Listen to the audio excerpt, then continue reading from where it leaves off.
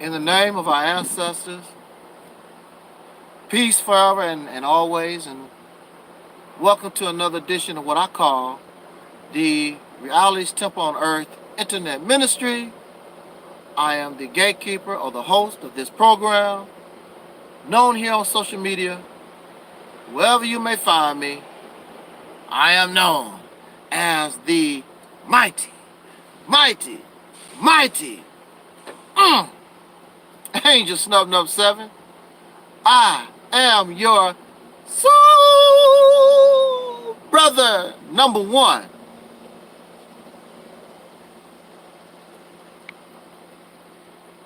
Well, we're in the house.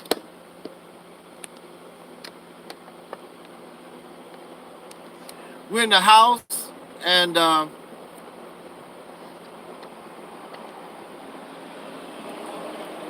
quite frankly,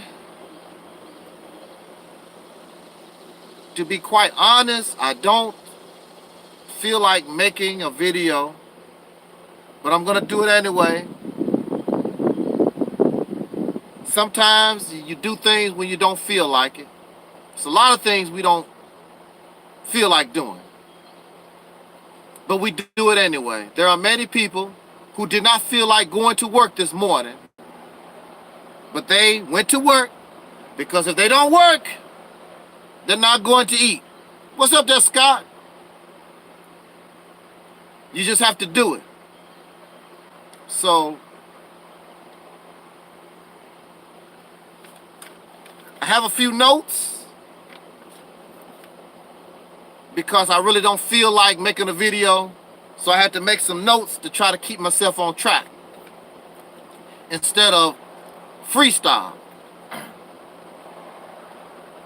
But I hope that this Monday morning finds you at peace. Hey there, Brother Michael. I hope that your night was peaceful. I hope that our day goes better. Living in racism is very difficult. You never... Hey, Scott, I was told that when I was a little boy. I was going to church, and an older lady, they put on me a suit of my father when he was a little boy, and it just so happened I was able to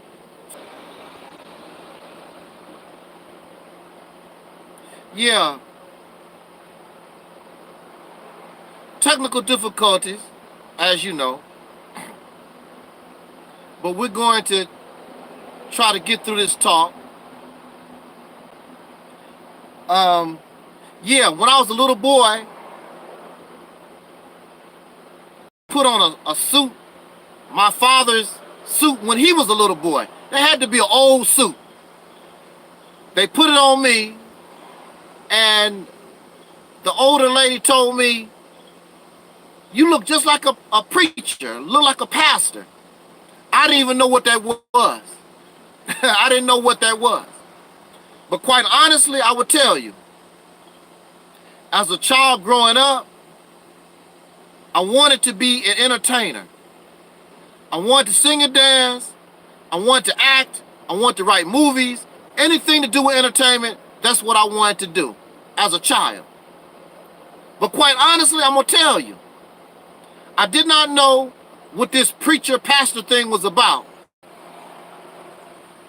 But actually, I'm going to tell you, my first real experience was, of course, the Nation of Islam.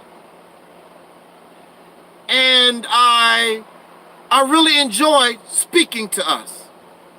I really do. Because I have something to say.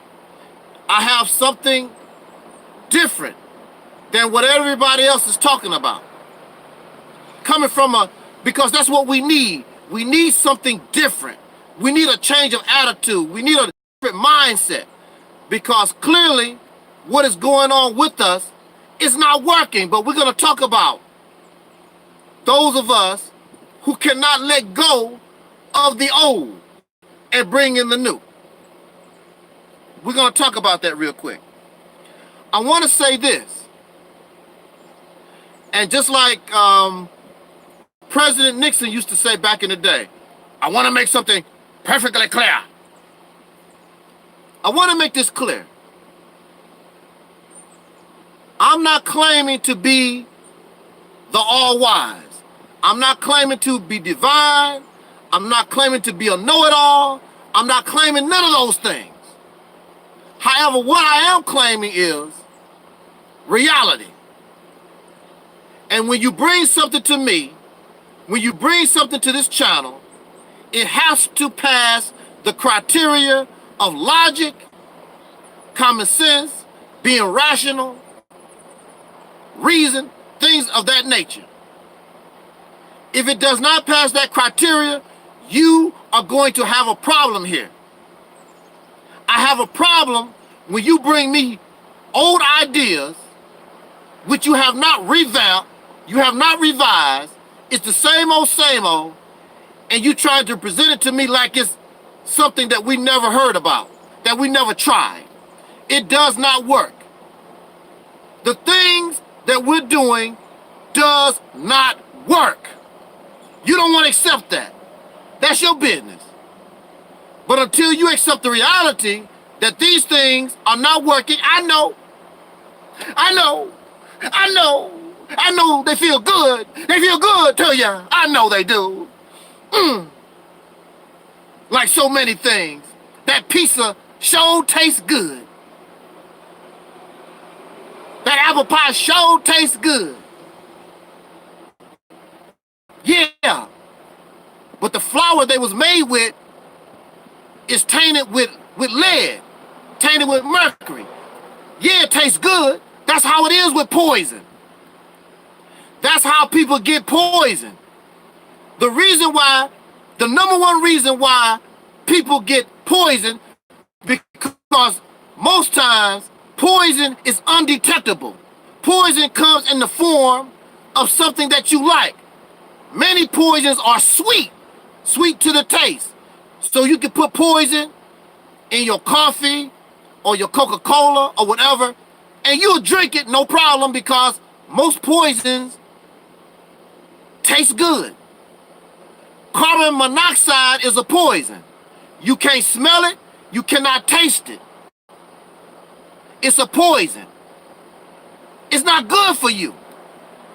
So just because something tastes good, just because something feels good, don't mean that it's good. That's the reason why people get poisoned. Because if something tastes foul, or you believe there's something foul in it, you'll spit it out. The reason why we are drawn toward religion, why we are embrace a lot of the things that we embrace, is because it makes us feel good. Yeah, they are speaking some truth. That's how they get you. They telling you about black power, white supremacy. That's the thing. That's the sweet taste. That's the sweet taste they use in order to draw you in. And then they ask you for your money. And they ask you for your time and your sweat and your blood. But what do you get out of it? What are they really getting out of it? Absolutely nothing. So when you get poisoned, what do you get out of it? Very sick or very dead. So what we have here are very sick and very dead masses of people, because you've been poisoned. You've been poisoned a whole lot. First, of course, you was poisoned by your number one oppressor, which is pink supremacy, racism, living in a slave environment. That's your first poisoning. And the efforts your oppressor make to keep you in this slave-like environment. Then your second poison is those who claim they are trying to get you out of this, and they poison you again. Now, sometimes, let us be honest, let us be fair. Sometimes it's not intentional. People are really trying to help. But once you know it's poison, you need to stop giving it. But like I told you, poison is good. Poison is undetectable. So we embrace this because it seems as though it's the answer to our problem. But see, like anything, time reveals. Time reveals poison. Once you ingest poison, time will tell you, damn, something is wrong with this drink. I'm starting to feel a little woozy.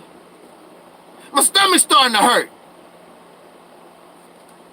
Well, your stomach did more than start to hurt. The coroner just pronounced you dead.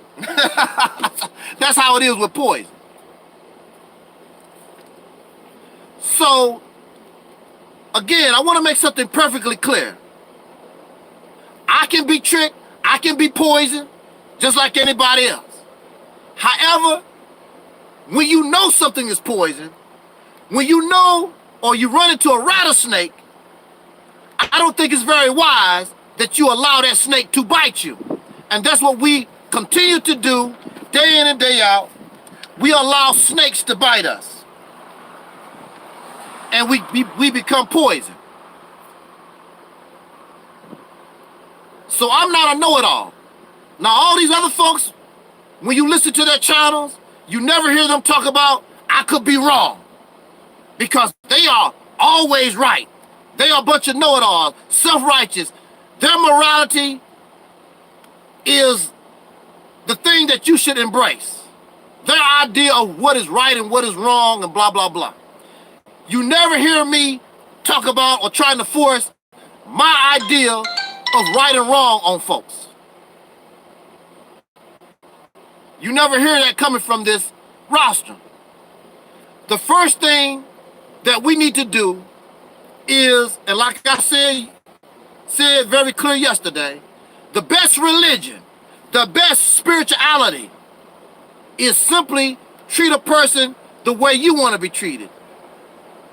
If you don't want somebody to slap you in your mouth, why are you going around slapping people in the mouth?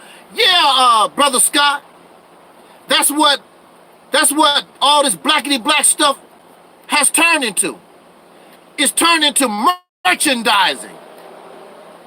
Yeah, I saw Rasunseti has released his on authentic line of clothes and shirts and whatever. I want to be fair.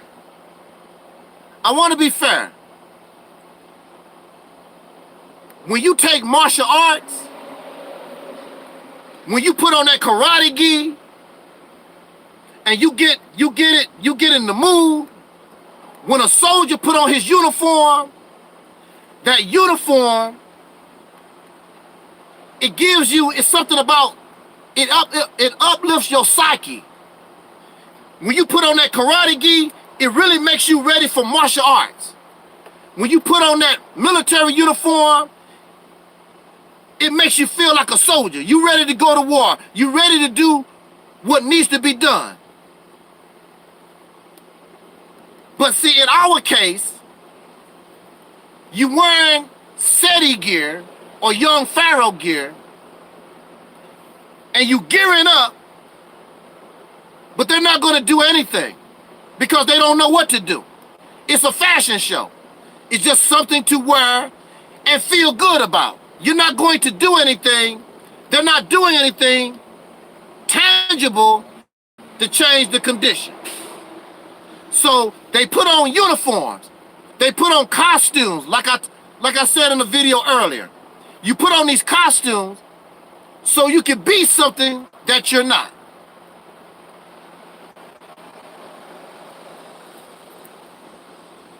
I'm not here to make mockery.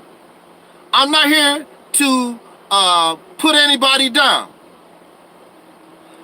it's impossible for me to put you down because you're already down. There's nowhere else that you can go.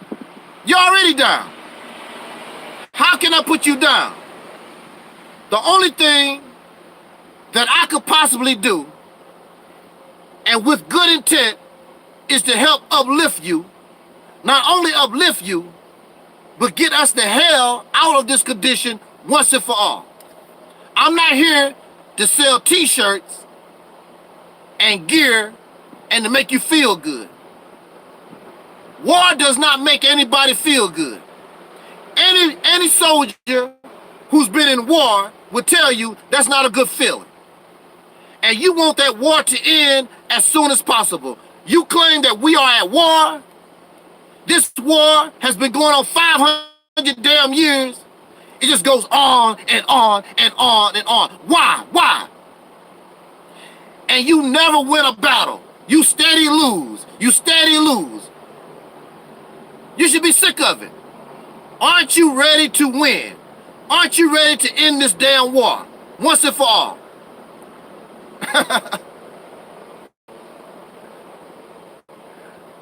That would be nice, I guess, Brother Scott.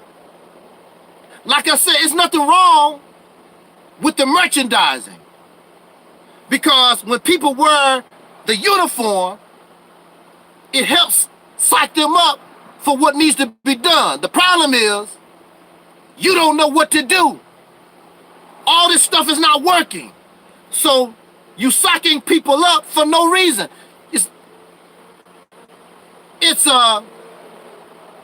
You psyching people up so they can continue to travel on this road to nowhere. So what's the sense? So let me say this again. I'm not smarter than you. I'm not smarter than you. I'm not more wise than you. I cannot do this by myself.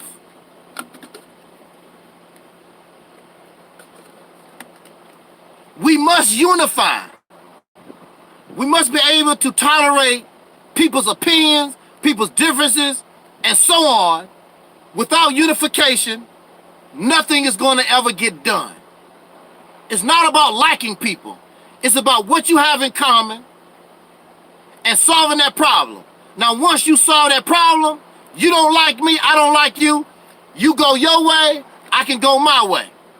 But chances are, when you work like that together, fighting for a common cause to benefit you and I, when the fight is over, you're going to say, I know you got to say, hey, Scott wasn't as bad as I thought he was. Micah wasn't as bad as I thought he was. Look what we have done together. We could have done this a long time ago. Make you want to slap yourself in the face. Watch. That's what's going to happen if we do get out of this situation. We're going to look at each other and say, damn, we could have done this a long time ago. Damn. It was easier than we thought. Let's get through my commentary real quick. I might anger a few folks. Might get a few people upset. That's a personal problem. It's a personal problem for me. Do you think that I like everything that I say? Do you think that I agree with everything that I say? It's not about me. It's about what needs to be said. It's about the acceptance of reality. Hey there, Marty. It's about the acceptance of reality. We got to keep it real. It's not about what I like. Believe me, if it was about what I like, this ministry would be going in a whole different type of direction. It's not about what I like, what I personally want. It's about what is in the best interest of us as a people, or becoming a people. Now look, I want you to keep this in mind, all right? Something that Elijah Muhammad told Malcolm. Keep this in mind. Elijah Muhammad told Malcolm X, you don't have to condemn a dirty glass. The only thing you have to do is put a clean glass next to it. That's all you have to do. Unfortunately, Elijah Muhammad and the Nation of Islam did not take their own advice. And the reason why they did not take their own advice about putting the clean glass next to the dirty glass is because they knew that their glass was not clean enough to deal with Malcolm. On an intellectual platform, they know they could not deal with Malcolm X. That's the reason why that lesson that Elijah Muhammad taught Malcolm, that's why it was not even considered. They could not deal with a Malcolm X, and if Malcolm X was here right now, Farrakhan or Eric Muhammad or Pharaoh said that, or any of these suckers could not deal with Malcolm X. Your best bet, and they chose that option, was to kill that man. That's what they done. Because their glass was dirty. His glass was not. Now, when we are looking at pro-blackness, whether it's Hebrew, Nation of Islam, Kemetic, First Black, all this unapologetically black, Pan-African, RBG, all this black supremacy, all this blackity black stuff. There's different levels. There's different levels of this pro-black stuff. But whatever level it is, it's really not good for us. Because it's based, hey there, Kimbo, because it's based, and pro-blackness was created by white supremacy, racism. If it was not for white supremacy, if it was not for racism, you would not have no Afrocentric, no black nothing. Race is a concept that was created by the racists, pink folks, by themselves. They created the idea and the concept of race. Nobody on the planet was basing anything on something called race. They created it. So, a consequence or a result of racism is pro-blackness. And pro-blackness created somebody like Umar Johnson. In fact, I can even say that racism created me. If it was not for white supremacy, if it was not for racism, I would not be speaking to us right now. Because there would be no slavery, these injustices would not exist, but they all exist because of racism and white supremacy, which as a consequence created black supremacy, pro-blackness, all this blackity black stuff. Because that's all that we know. It created Umar Johnson, it created me, it created the Nation of Islam, the Hebrew Israelites. If you take white supremacy out of the equation, all these other things don't exist. They did not exist until white supremacy. Now tell me, am I right or wrong? They did not exist. All this pro-black stuff did not exist. It exists because of white supremacy. Now, white supremacy, racism, is a mental disorder.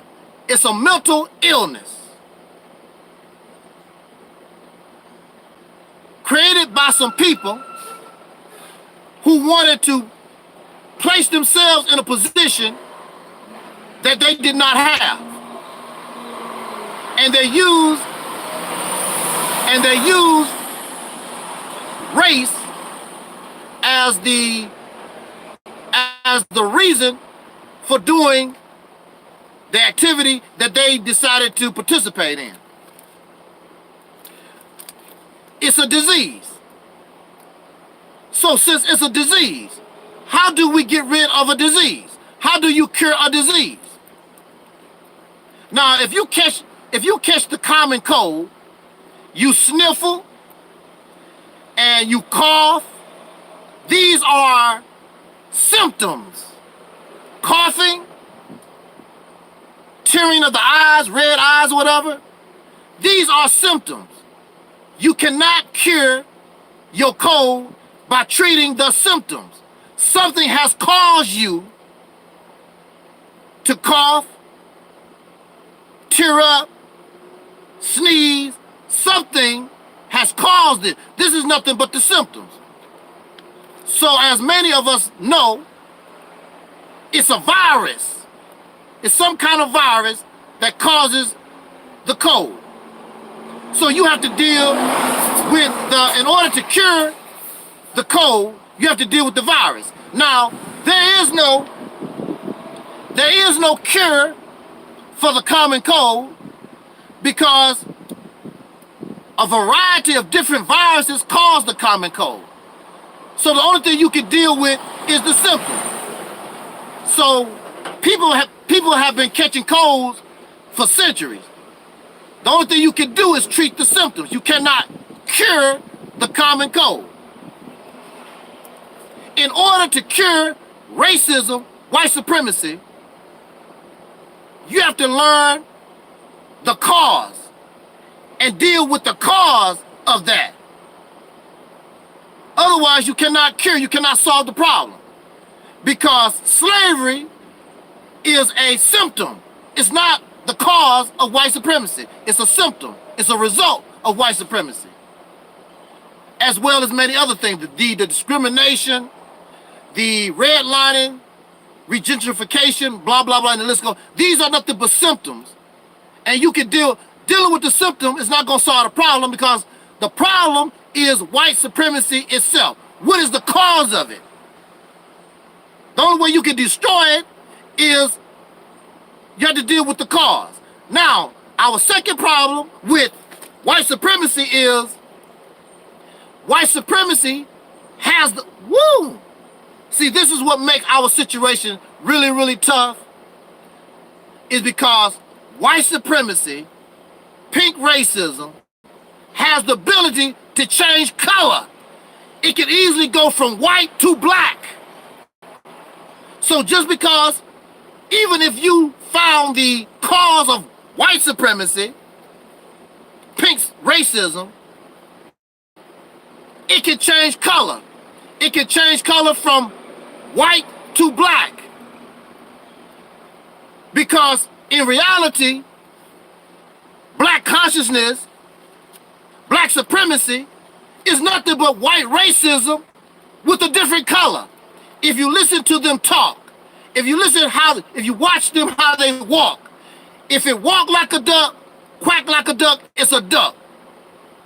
The black conscious community, Pan-Africanism, Nation of Islam, if you listen to all these folks, they are nothing but white supremacy, racism, and blackface. That's all it is.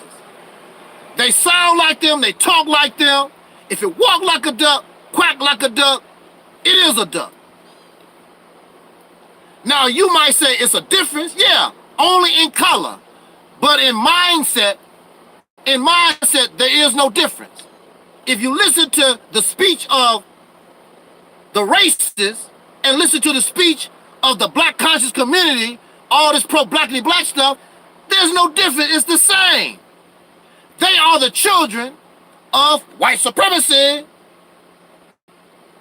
It's the same thing.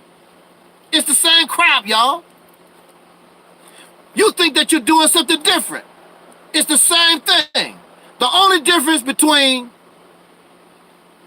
pink supremacy, white supremacy, so-called black supremacy, is these black supremacists, racist wannabes, they don't have any power. That's the only difference. If they were able to get the same kind of power as the white supremacists, there would be no difference. You think that you would be doing better. You're not going to be doing any better. Chances are you probably would be doing worse. These people are not your saviors. That mindset is only going to make, and it has made our situation worse, because you think because you embrace Pan-Africanism and Hebrewism and Comedicism and Nation of Islamism, you think because you embrace that, you think that you are changing your condition, making yourself better. You are actually making yourself worse. And you can get angry, you can get upset, you can call me all kind of names. It's a waste of your time, because time has revealed that's what it is. How long have we been black conscious, Pan-African, pro-black, black supremacy? How long have we been this? Hebrew Israelites, Nation of Islam. How long have we been that? And what is your condition? Has it changed? No. You are getting worse. You're getting worse. You're not getting better. You're getting worse. So, you have so many people, they have decided to take on these symptoms. Umar Johnson is a symptom. The Nation of Islam is nothing but a symptom. When I speak about Farrakhan and the Nation of Islam, I already know it really means nothing. It's just some feel-good stuff for myself. It gives me an opportunity to try to help others so they don't fall into the trap. But I know my little video against Farrakhan is not going to do anything. They continue to rock and roll because they are in an environment that supports racism, whether it's black or white. And the only way you can deal with racism is not deal with Farrakhan, not deal with Umar or Polite or any of these other people. If you want to cure the disease, you have to deal with the cause. They are not the cause. They are the symptom. So it's really a waste. So you can feel good about yourself trying to save somebody from the evil of Umar Johnson. It's really a waste of time. It's really a waste of energy. Going back to the Mississippi campaign, like I told you, these small things that we do, I'm not putting us down. I'm not doing that. It's all gravy. The problem is the energy that you're using doing something small. You could be doing something big, and then you get big results. But you are satisfied.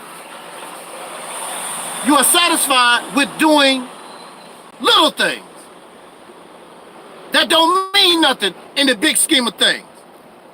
Because it's not going to affect Farrakhan. It's not going to affect Umar Johnson. If you really want to affect them, it's going to take more than sitting behind a computer making some YouTube videos. Because they are beyond that, and the society that we live in support that type of mindset and behavior. It's a waste of energy. My brother, Dope Coke One,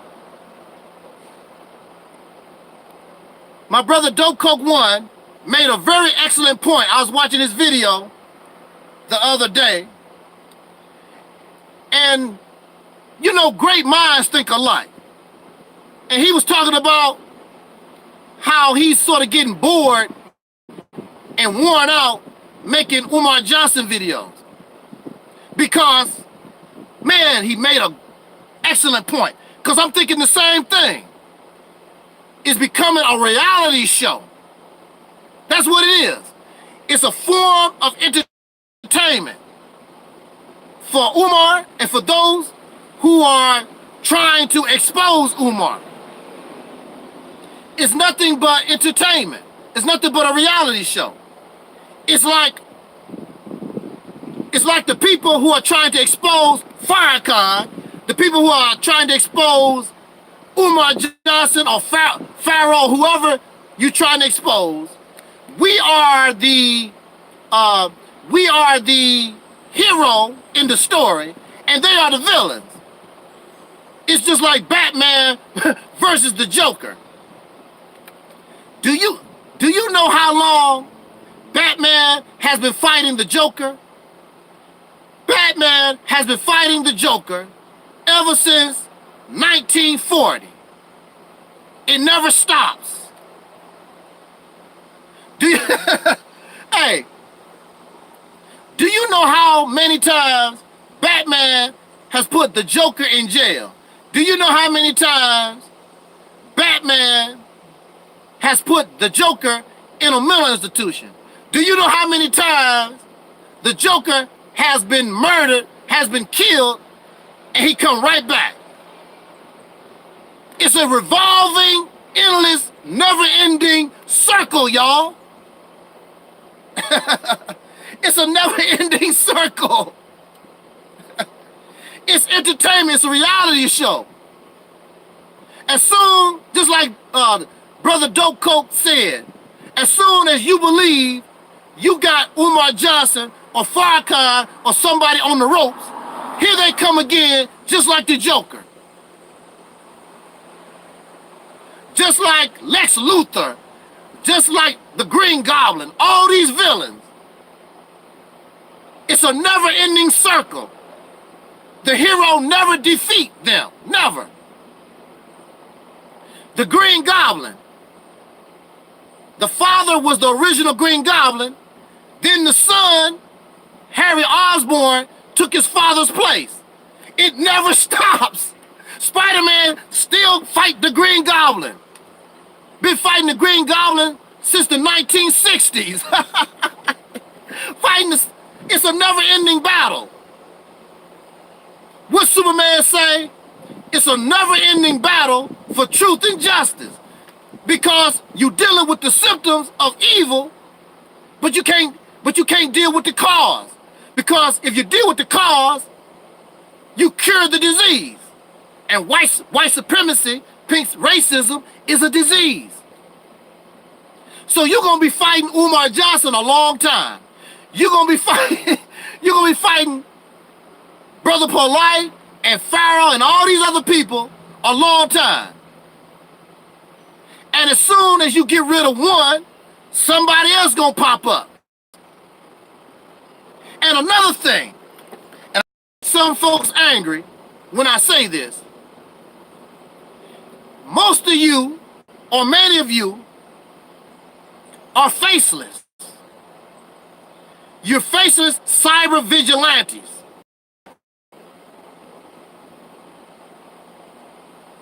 And it's good that you want to fight against and expose people when they do wrong. That's a wonderful thing. Your efforts are much appreciated. Your efforts are much appreciated. But this is the problem. This is the problem I have with faceless cyber vigilantes. Because I'm not faceless. I've been in this thing since I was a little boy, protesting by myself with no adults, protesting by myself with no adults. There's a consequence that you have to pay. If you really, well, first of all, it's not going to do any good anyway, because you have not put yourself in a power position. You're not going to affect. The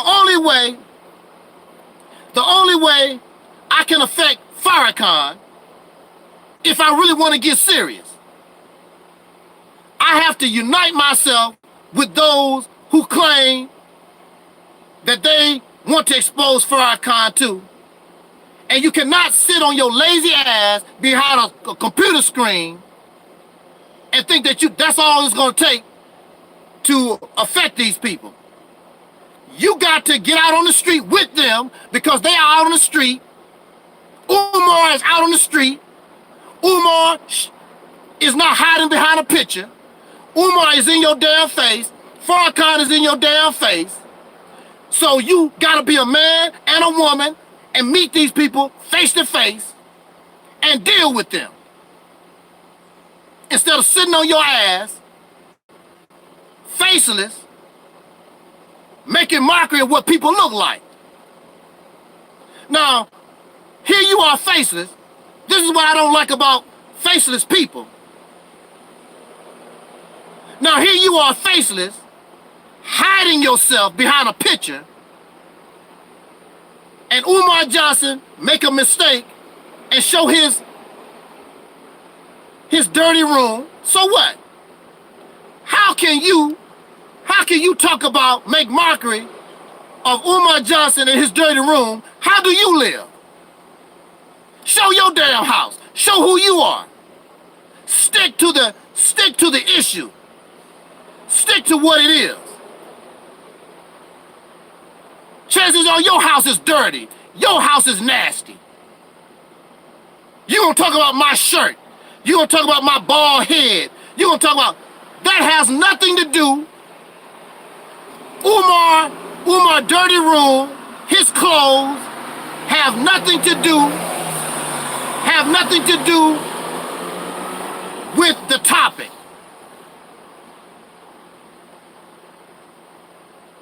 You should not, that shows me your kind of character. You a damn coward, and you just as pitiful and pathetic as they are. You have no integrity. If you're gonna be faceless, stick to the opinion, stick to the damn idea, stick to the topic. Umar's house has nothing to do with the topic. His dog, his haircut, his AIDS, his herpes, or whatever it is. Oh, I can see he got something on his lip. What about you? What you got on your damn lip? What you got on your tongue? Faceless hiding behind a picture. I don't like that. That's cowardice. When I step up, they see who I am. I'm right in your damn face. I'm not hiding behind a damn picture. I will meet you person to person in your face. I'm not hiding behind a picture, writing letters, and running my damn mouth, and talking about somebody's doghouse, what kind of shoes you wearing. I'm talking about your ideology. I'm talking about your trickery, your deception. I don't care. You could be butt naked. I don't care about you being butt naked. And plus, I can talk about you because you can see me just like I see you. Face to face, eye to eye, man to man, woman to woman. You sit on your ass, I'm gonna expose Umar Johnson. Well, all you other folks, y'all get together, make up your signs. When Umar Johnson speak, get your ass out on the street and protest him. You don't like Farrakhan, all y'all get together, go to the mosque and protest the march. You don't, Farrakhan killed Malcolm X. Take your sign, take your voice, right in front of the mosque. Take it to them. Take it to them. Me personally, I don't have no problem with it. But I guarantee you, all these folks talk about Farrakhan this, the Scientologists, whatever. Okay, let us get together. Let us make eyes. Let us take this to them. They won't show up. The only thing they want to do, it's a reality show. It's entertainment for them. Something for them to do. Feel good rhetoric to make themselves feel like it. Right, that's right. That's right, Scott. If Elder Baba has roaches in his house, what they got to do with anything? A lot of y'all got roaches. Hell, many houses and apartments, especially when you live in the city, you got a lot of damn roaches. Roaches and rats. Right now, in the apartment where I stay at, I don't have roaches, I don't have mice, but a little mouse that showed up. I don't know where he come from. I see signs of a little mouse. You, all over this country, termites, rats, roaches, so what? What they got to do with anything? Stick with the topic, stick with the issue. A lot of these faceless people, to me, are a bunch of clowns. Because they're not really going to take action. They're not really going to stand on nothing. As long as they can sit in their damn house and play on a computer, they don't really want to deal with the situation. A bunch of fake-ass cyber vigilantes. A bunch of stalkers, a bunch of trolls. That's what you are. As far as I'm concerned, you don't like it, you can get the hell out of my page. Because I don't respect that. You want to mess with somebody, hiding behind a damn picture, stick to the topic. It has nothing to do with somebody's roaches or their clothes or whatever.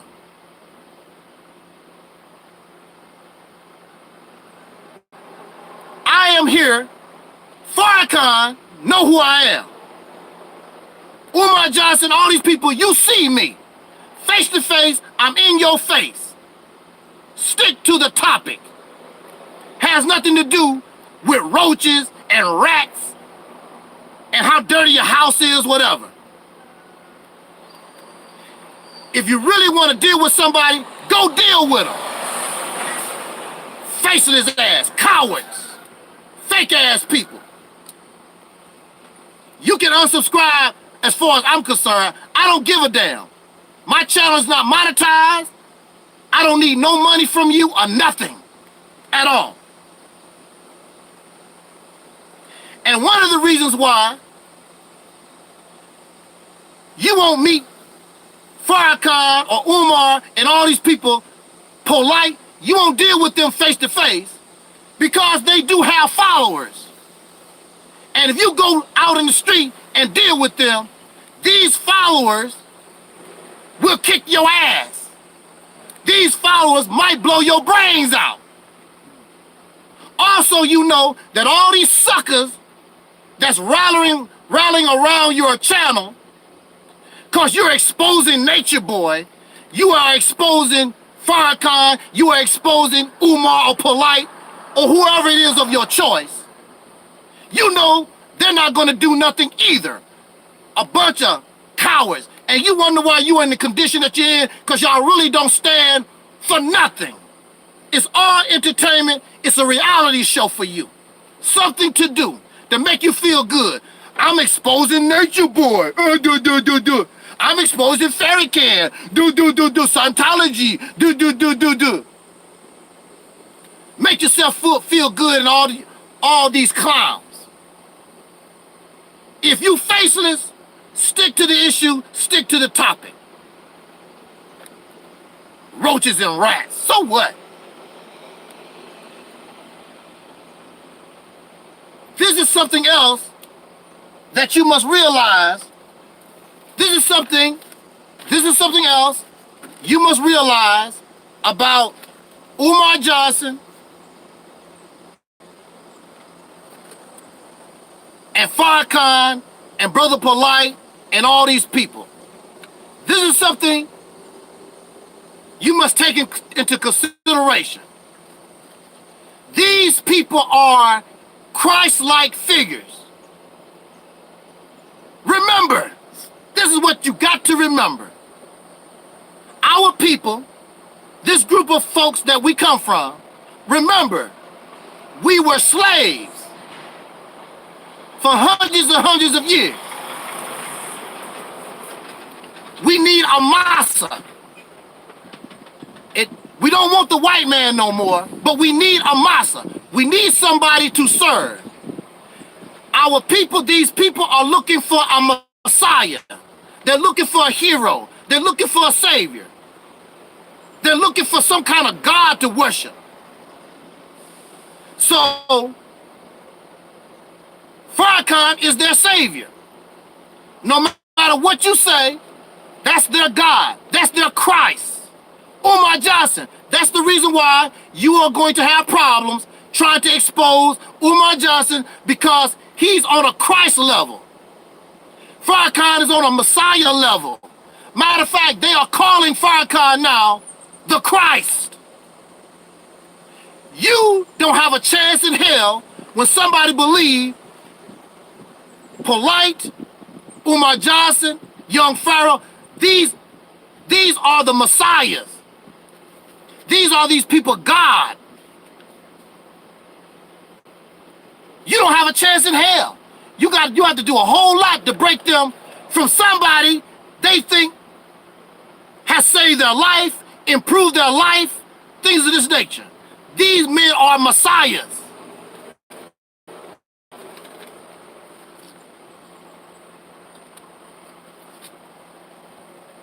So you're not going to get nowhere.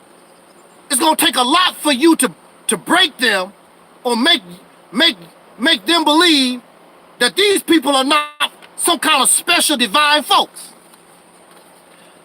And we do this because we have a slave mentality, a slave mind. We're looking for a Messiah.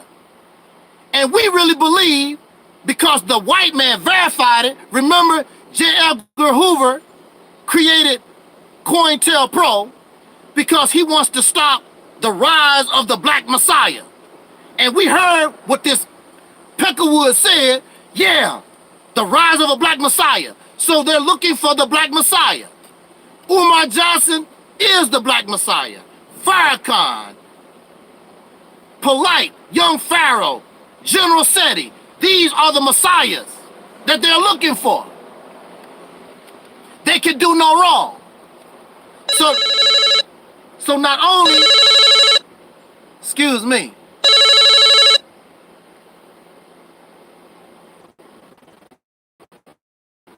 sorry about the interruption. I don't know what time it is, but these people are Christ-like figures. Elijah Muhammad was a Christ-like figure. These people will murder you. They will kill you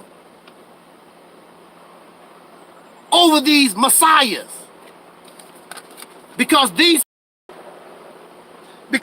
believe these people are their saviors.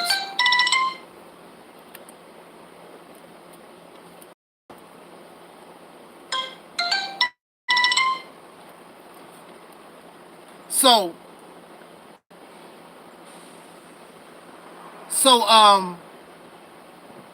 this is what you're facing. You're facing, and basically what you're doing really, as far as they are concerned, you're challenging God. You're trying to expose God. That's what you're doing.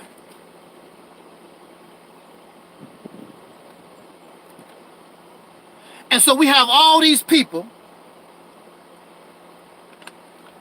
that's trying to expose Umar Johnson and Farrakhan, and the list goes on and on. Y'all facing this, folks, in your own self-righteousness. So I have a question for you. If you got rid of Farrakhan tomorrow, or Umar Johnson, or Young Pharaoh, or Seti, if all these people disappeared tomorrow, then what? Then what? What are you offering? What are you offering? What are you giving as a replacement for Umar and Farrakhan and all this pro-black stuff? What are you offering? Except living comfortable in racism. Because I hear you exposing all these people, but you're going to replace all these people with what? What are you going to offer? What are you doing? Nothing. That's why they are comfortable with Umar or Farrakhan and all the endless folks that's out here. They are comfortable with false hopes and dreams. They don't mind.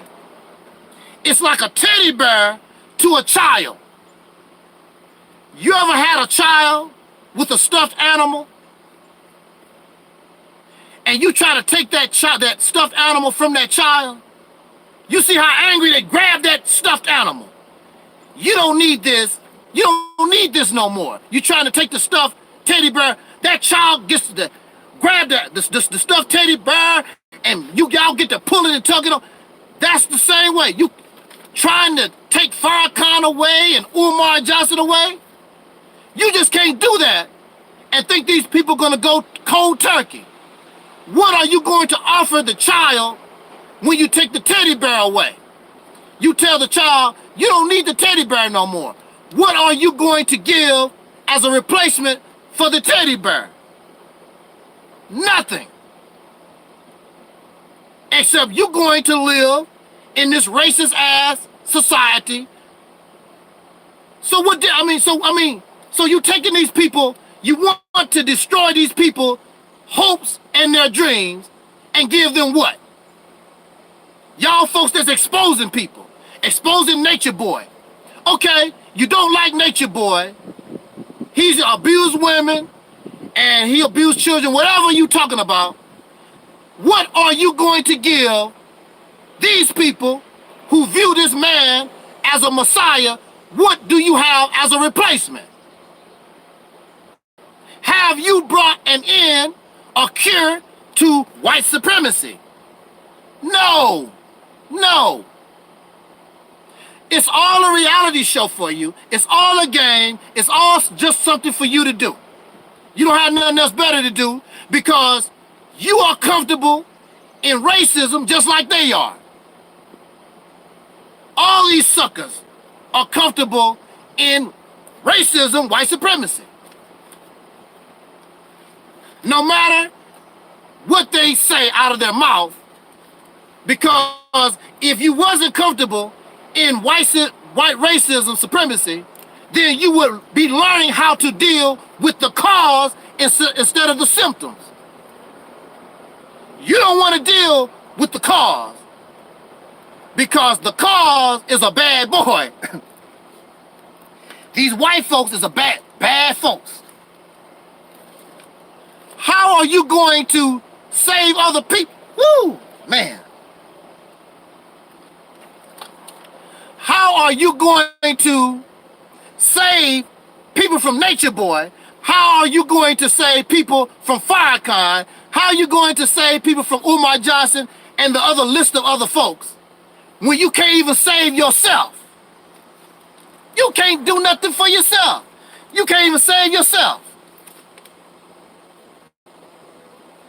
And another thing is these people don't want to be saved. The people who are with Nature Boy don't want to be saved. They're not asking you to save them.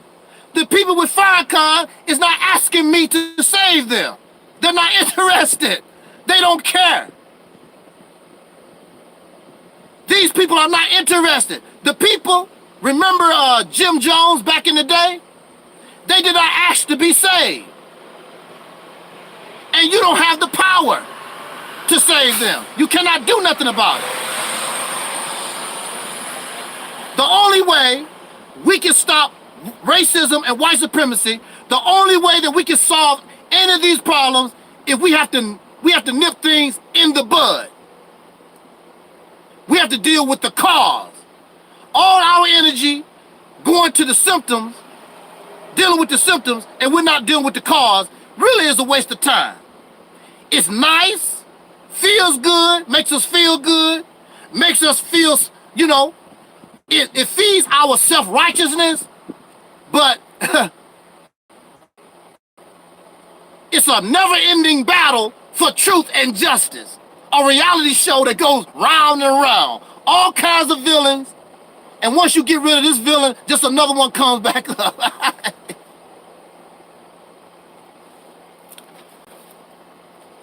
You can tear down young Pharaoh. You can tear down Farrakhan. You can tear down Brother Polite, Sonata TV. You can tear all them down. They will be easily replaced because you're not dealing with the cause. The cause is white supremacy, pink racism. That's the cause. Once you deal with that, all this other stuff will fall. It cannot survive. It cannot live without the root. That's the root. That's the cause. That's what's feeding all of this other stuff. So if you really want to get serious, you got to deal with the cause. There's nothing wrong, like I said, there's nothing wrong with y'all small business plans. There's nothing wrong with you exposing folks. I know it makes you feel good. Whatever. That's nice. But in the grand scheme of things, this has been going on for at least 500 years. And at the rate we're going, it's going to do another 500 years. Because you're dealing with the symptoms. You're dealing with the symptoms and not the cause. You're cutting off branches of the tree, but you're not dealing with the root. And you're not really ready to fight the real fight. You cannot deal with this fight just sitting behind, being faceless, sitting behind a computer. It don't work that way. It don't work that way. You can do a little bit of something behind a computer screen, but if you really want to be effective, just like the people, I'm gonna say this in my conclusion, just like the people right now in Hong Kong, China, in Hong Kong, those people on the street, I'm very sure their protests started on the internet, but you, sooner or later, you gotta deal with the enemy with your fists, with the gun, with a brick, with a bat. And y'all ain't ready for that kind of action.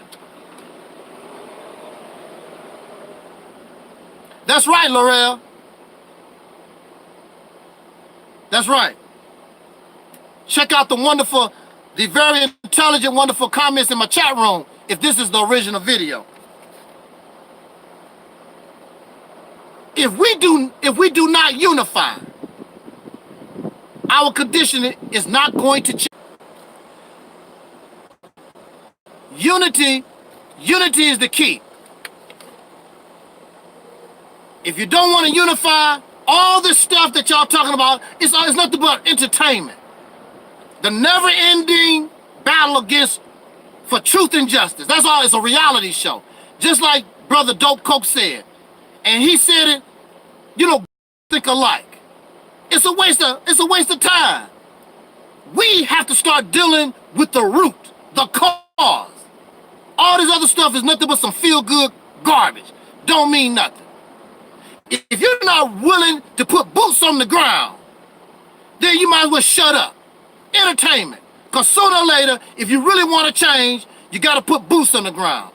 Dr. King done, just like the Black Panthers and everybody before us. You think that you're going to have the easy way out and play on a computer. That's not how it works. I hate to burst your bubble. That's not how it works. You're going to have to put boots on the ground and deal with your enemy outright. I'm trying to give us ideas of how to do that, but y'all don't want to listen because you're not really ready to do nothing. On that note, I got some phone calls I need to make. I thank y'all for listening. Man, y'all, it's a whole lot of y'all listen to the broadcast, more than I thought would be. Thank you for listening. Like I said, I could be wrong.